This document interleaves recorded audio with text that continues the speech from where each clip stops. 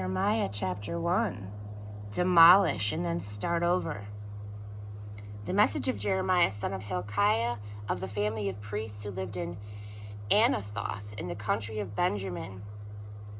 God's message began to come to him during the 13th year that Josiah, son of Amos, reigned over Judah. It continued to come to him during the time Jehoiakim, son of Josiah, reigned over Judah. And it continued to come to him clear down to the 5th month of the 11th year of the reign of Zedekiah, son of Josiah, over Judah, the year that Jerusalem was taken into exile. This is what God said. Before I shaped you in the womb, I knew all about you. Before you saw the light of day, I had holy plans for you, a prophet to the nations. That's what I had in mind for you.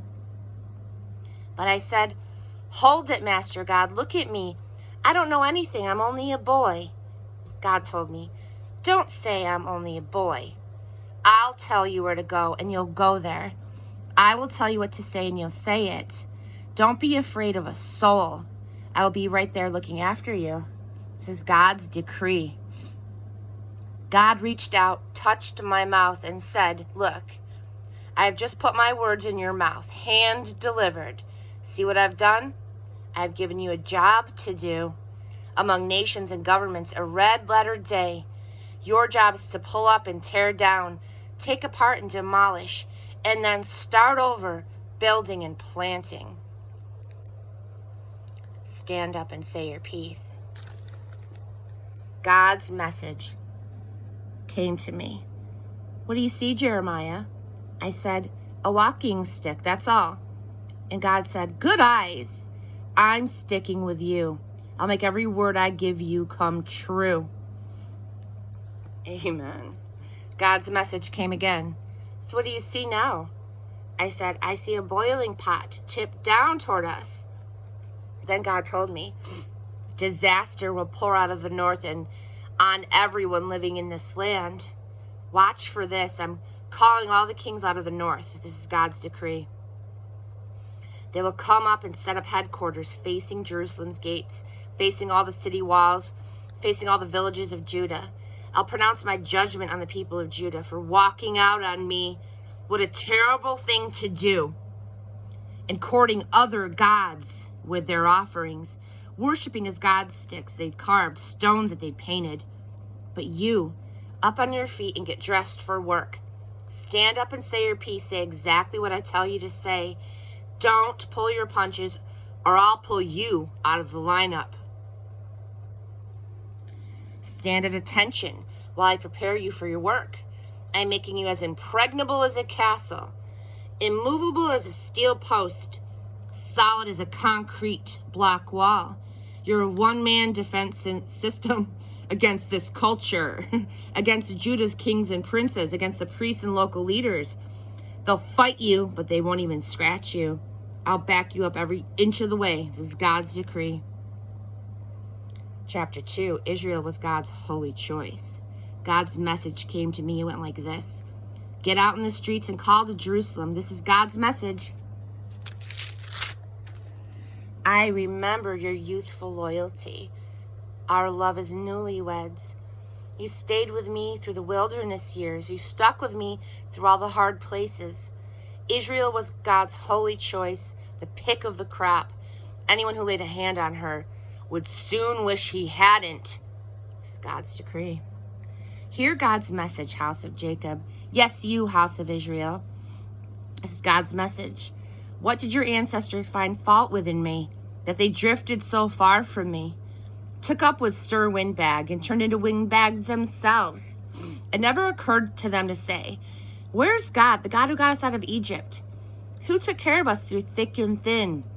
Those rough and tumble wilderness years of parched deserts and death valleys, a land that no one who enters comes out of, a cruel, inhospitable land. I brought you to a garden land where you could eat lush fruit, but you barged in and polluted my land, trashed and defiled my dear land. The priests never thought to ask, where's God? The religion experts knew nothing of me. The rulers defied me. The prophets preached God Baal and chased empty God dreams and silly God schemes. Because of all of this, I'm bringing charges against you. This is God's decree. I'm charging you and your children and your grandchildren. Look around. Have you ever seen anything like this? Sail to the Western Islands and look. Travel to the Cader Wilderness and look. Look closely. Has this ever happened before? That a nation has traded in its gods for gods that aren't even close to gods? But my people have traded my glory for empty God dreams and silly God schemes. Stand in shock, heavens, at what you see. Throw up your hands in disbelief. This can't be. This is God's decree. My people have committed a compound sin. They've walked out on me, the fountain of fresh flowing waters, and then dug cisterns that leak, cisterns that are no better than sieves. Isn't Israel a vaulted servant born into a family with place and position? So how did she end up a piece of meat, fought over by snarling and roaring lions? There's nothing left of her but a few old bones, her towns trashed and deserted. Egyptians from the cities of Memphis and the Taphans have broken your skulls. And why do you think all of this has happened? Isn't it because you walked out on your God just as he was beginning to lead you in the right way? And now, what do you think you'll get by going off to Egypt? Maybe a cool drink of the Nile River water? Or what do you think you'll get by going off to Assyria? Maybe a long drink of the Euphrates River water? Your evil ways will get you a sound thrashing. That's what you'll get. You will pay dearly for your disloyal ways. Amen. Take a long, hard look at what you've done and its bitter results. Was it worth it to have walked out on your God? This is God's decree, the master of God of the angel armies, addicted to alien gods. A long time ago, you broke out of the harness. You shook off all of its restraints. You said, I will not serve. And off you went, visiting every sex and religion shrine on the way like a common whore. You were a select vine when I planted you from completely reliable stock, and look how you have turned out. A tangle of rancid growth, a poor excuse for a vine. Scrub using the strongest soaps. Scour your skin raw. The sin grease won't come out. I can't even stand to look at you. This is God's decree, the master's decree. How dare you tell me I'm not stained by sin, and I've never chased after the Baal gods? Well, look at the tracks that you've left behind in the valley. How do you account for what is written in the desert dust? Tracks of a camel in heat, running this way and that. Tracks of a wild donkey in rut, sniffing the wind for even the slightest scent of sex. Who could possibly corral her? On the hunt for sex, and more sex. Insatiable, indiscriminate, promiscuous. Slow down. Take a deep breath. What's the hurry? Why wear yourself out? Just what are you after anyway? But you say, I can't help it. I'm addicted to alien gods. I just can't quit. Just as a thief is chagrined, but only when caught, so the people of Israel are chagrined, caught along with their kings and princes, their priests and prophets. They walk up to a tree and say, oh, my father. They pick up a stone and say, my mother, you bore me. All I ever see of them is their backsides. They never look me in the face.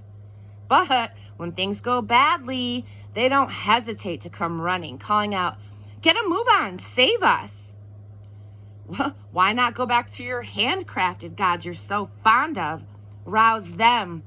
Let them save you from your bad times. You've got more gods, Judah, than you know what to do with. Trying out another sin project. What do you have against me? Running off to assert your, quote, independence. This is God's decree.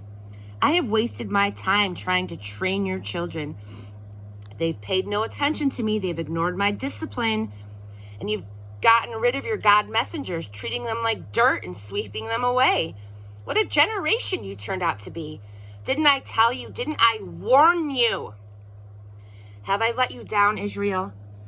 Am I nothing but a dead-end street? Why do my people say, good riddance? From now on, we're on our own. Young women don't forget their jewelry, do they? Brides don't show up without their veils, do they? But my people forget me day after day after day. They never give me a thought. What an impressive start you've made to get the most out of life. You founded schools of sin, taught graduate courses in evil, and now you're sending out graduates, resplendent in cap and gown, except that the gowns are stained with the blood of your victims. All of that blood convicts you. You cut and hurt a lot of people to get where you are. And yet you have the gall to say, I've done nothing wrong. God doesn't mind. He hasn't punished me, has he? Don't look now, but judgment is on the way, aimed at you who say, I've done nothing wrong. You think it's just a small thing, don't you, to try out another sin project when the first one fails? But Egypt will leave you in the lurch the same way that Assyria did. You're going to walk away from there wringing your hands. I, God, have blacklisted those you trusted. You'll not get a lick of help from them.